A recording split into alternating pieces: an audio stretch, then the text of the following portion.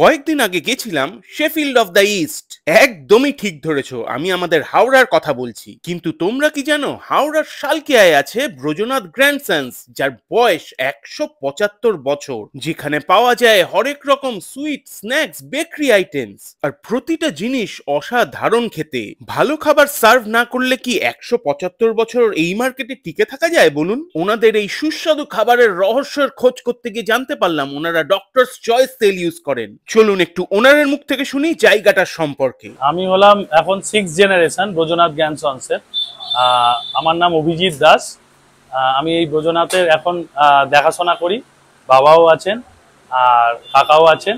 আবার আমাদের একটা আউটলেট আছে কলকাতায়, কলকাতা লর্ডসের মোড়ে ব্রজনাথ নামে।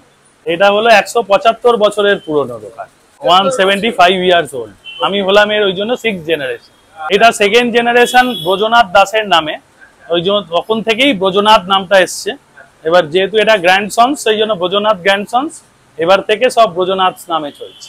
সিগনেচার আইটেম বলতে আমাদের কড়াইশুটির কচুরি আলুর দম আছে, ভেজিটেবিল কাটলেট আছে, তারপরে চাউ সিঙ্গাড়া, পনির সিঙ্গাড়া, এইগুলো।